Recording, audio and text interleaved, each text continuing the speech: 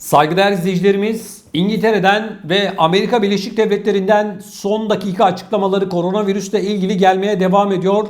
Şimdi öncelikle İngiltere'den yapılan son dakika açıklamasını, ardından da Amerika Birleşik Devletleri'nden yapılan bir felaket açıklaması var koronavirüsle ilgili olarak, bunu sizlerle paylaşacağım.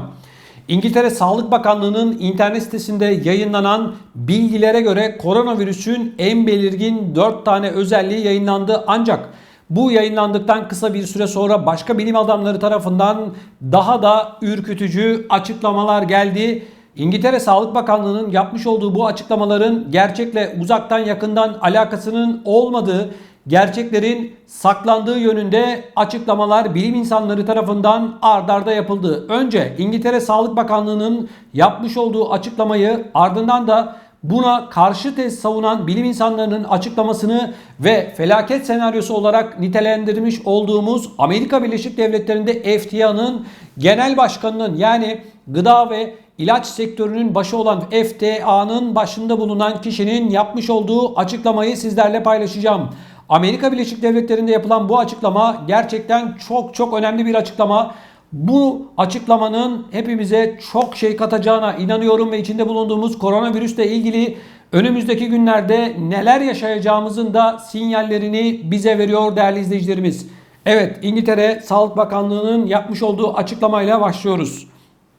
İngiltere hükümetinin web sitesinde Sağlık Bakanlığı tarafından belirlenen aşı olduktan sonra en sık görülen 4 yan etkiye yer verildi. İngiliz Express gazetesinin burada yer alan bilgilerden derlediği haberine göre enjeksiyon yapılan kolda ağrı, yorgunluk, baş ağrısı ve hafif soğuk algınlığı semptomları aşı olduktan sonra görülen en yaygın 4 etki. Destekleyici dozun önceki dozlar ile aynı yan etkilere sahip olacağının altının çizildiği açıklamada bir de uyarı yer aldı. Uzun süreli yüksek ateş olağan dışıdır. Covid-19 veya başka bir enfeksiyonunuz olduğunu gösterebilir diyor. Aşıların Covid-19'a yakalanma oranını ve yakalansa bile hastaneye yatışı ciddi derecede azalttığı da kanıtlandı ifadeleri İngiltere Sağlık Bakanlığı'nın yapmış olduğu açıklamada yer alıyor. Ancak çift aşı olanlar için İngiltere'den bir uyarı geldi. Zoo Covid belirtileri adlı araştırma yürüten Profesör Tim Spector, canlı yayın konu olarak katılmış olduğu bir televizyon programında varyantların ve aşının uygulanmasının ardından koronavirüs semptomlarının değiştiğini, İngiltere Sağlık Bakanlığı'nın yapmış olduğu bu açıklamaların gerçekleri yansıtmadığını ifade etti. İngiltere Sağlık Bakanlığı'nın hazırladığı belirti listesi hakkında konuşan İngiliz profesör, kesin olarak söyleyebileceğimiz tek şey şu anda ilk 5 semptom, yani İngiltere Sağlık Bakanlığı'nın açıklamış olduğu semptomların şu anki gerçeklikle alakasının olmadığı. İngiltere Sağlık Bakanlığı'nın en yaygın Covid-19 belirtileri listesinde ilk sıralarda yer alan yüksek ateş, devamlı öksürük ve tat koku kaybı yer alıyor. İngiliz profesöre göre bu semptomlar artık çok nadir görülüyor. Ve profesör şu şekilde konuşmaya devam ediyor. Gerçekle yüzleşmemiz gerekiyor. Covid'li çoğu insan soğuk algınlığı benzeri semptomlar gösteriyor. Bu belirtileri gösteren herkesin koronavirüs olma riskine sahip olduğunun altını çiziyorum diyor. Soğuk algınlığı belirtileri arasında burun akıntısı veya tıkanıklığı, boğaz ağrısı, düşük dereceli ateş, halsizlik, hafif vücut ağrıları veya hafif baş ağrısı, hapşırma, nefes almada hafif zorlanma ve öksürük bulunur diyor. Ve aynı zamanda yeni bir salgın uyarısı da geliyor.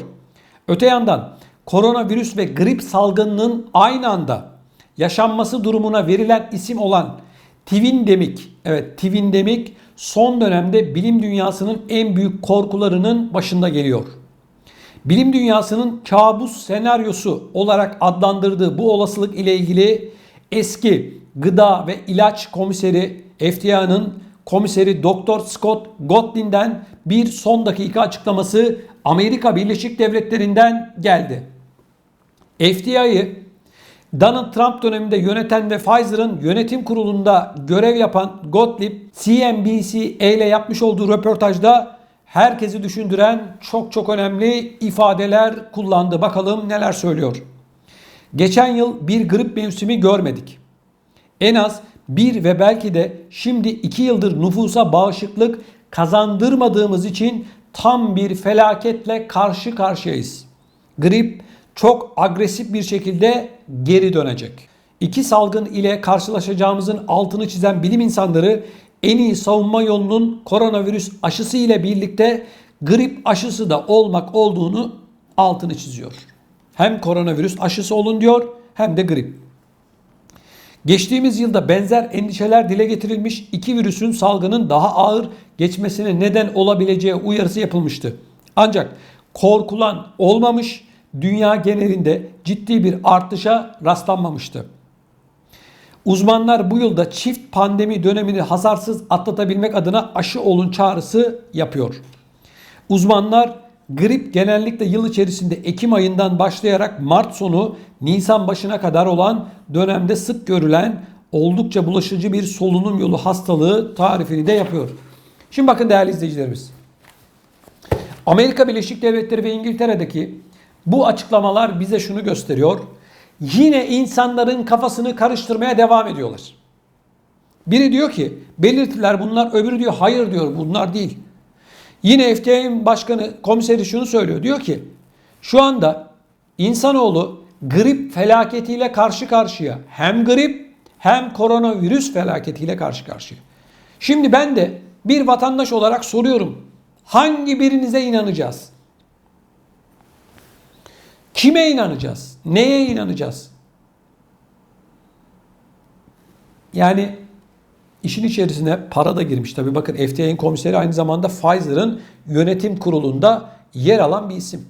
Yani bu BioNTech aşısını Profesör Doktor Uğur Şahin ortaklarından olan Pfizer'ın yönetim kurulu üyesi. Aynı zamanda FDA'nın komiseri. Trump dönemindeki komiseri. Bunlar dünyada sağlığa yön veren insanlar. Hem para var Pfizer'da hem de bir taraftan FDA'da. Şimdi bu özellikle ilaç sektörü, aşı sektörü dediğimiz sektör gerçekten korkunç büyüklükte bir sektör. Paranın, haddinin, hesabının olmadığı bir sektör. Hal böyle olunca da saygıdeğer izleyicilerim ister istemez yapılan bu açıklamalara şüpheyle bakıyorum. Neden? Acaba aşı mı satacak, acaba ilaç mı satacak, iğne mi satacak, şunu mu satacak, bunu mu satacak diye ister istemez düşünüyorum. Eminim ki sizler de benim gibi düşünüyorsunuz. Bizim artık duymak istediğimiz şu. Bu işle ilgili özellikle bir koronavirüsle ilgili olarak evet şu tarihte bitiyor, evet şöyle oluyor, evet böyle oluyor. Net cevaplar. Maalesef arkadaşlar net konuşmuyorlar. Bilerek ve isteyerek. Bu işin uzamasının kimlere fayda sağladığına bakmak gerekiyor. Bakın bir iş, bir olay kime yarıyorsa onun sorumlusu da genelde onlar olurlar. Şimdi ilaç şirketleri para kazanıyor mu? Evet kazanıyor. Yeni bir dünya düzeni diyorlar. Al sana yeni dünya düzeni. Ne diyorlar? Ömrümüzün sonuna kadar bu aşıyı yapmak zorundayız. 6 ayın sonunda antikor seviyesi düşüyor. Yeni aşı. Şimdi de çıkardılar grip aşısı. Zaten vardı ama o kadar yaygın değildi. Diyorlar ki hem koronavirüs olacaksın hem de grip aşısı olacaksın. Para kim kazanacak burada? Kimin cebine ne girecek? Yeni dünya düzeni. İşte bu coinler çıktı biliyorsunuz, bu sanal paralar. İnsanlar batıyor, kazananlar vesaire. Al sana yeni dünya düzeni. Hani para profesörü, ekonomi profesörü falan olmaya gerek yok. Bunların hepsi hayatımıza yeni giren kavramlar. Yeni dünya düzeni dedikleri düzen, al sana bu düzen işte. Ülkelerin ekonomileri, insanların ekonomileri alt üst oldu. Toparlanıyorum dediğinde 5 sene geçecek. O nedenle bu bilim insanlarının söylediğine de ben ister istemez şüpheyle bakıyorum. Belki mesleğimden dolayı, gazetecilikten dolayı ama böyle. Siz ne düşünüyorsunuz değerli izleyicilerim? Bu konuyla ilgili olarak mutlaka görüşlerinizi bizimle paylaşın. Yani bu koronavirüsle ilgili yapılan açıklamalar sizi tatmin ediyor mu? Size umut veriyor mu? Yoksa kafanız daha da mı çok karışıyor? Ben kendi adıma şunu söyleyeyim. Kendi yorumum. Benim kafam çorba oldu. Her gün biri bir şey söylüyor. Bir okuyorum şu, okuyorum bu. Ya arkadaş, Dünya Sağlık Örgütü denilen bir örgüt var. Tamam, çıksın o açıklamayı yapsın. Herkes sussun. O da yok. Her kafadan bir ses çıkıyor. Şu oldu, bu olacak, şu vaka sayıları bu arada artmaya devam ediyor. Herkes çok çok konuşuyor arkadaşlar. Çok konuşuyorlar. İcraata bakıyoruz, icraata. Şu anda neden vaka sayıları artıyor? Kimse bunun cevabını vermiyor. O kadar insanlara aşı yaptınız. Bakın, koronavirüsle ilgili vaka sayısı bu aşı olmadan önce neredeydi? Şimdi yeniden nereye gidiyor? Eğer bu sayılar artmaya devam ederse şu soruyu soracağım. O zaman bu zamana kadar harcanan para, alınan önlemler neden? Yani başa dönüyorsak, ki bana göre başa dönüyor her şey. Neden o zaman insanları evlere kapattık? İnsanların işlerinden ettik, cebindeki parasından oldu, o oldu, bu oldu. Psikolojileri bozuldu. Ne zamana kadar? Soru bu. Bu cevabı veren var mı? Hayır, yok arkadaşlar. Maalesef. Sizlerden ricam, lütfen bu konuyla ilgili görüşlerinizi bizimle paylaşınız. Ne düşünüyorsunuz bu konuyla ilgili olarak?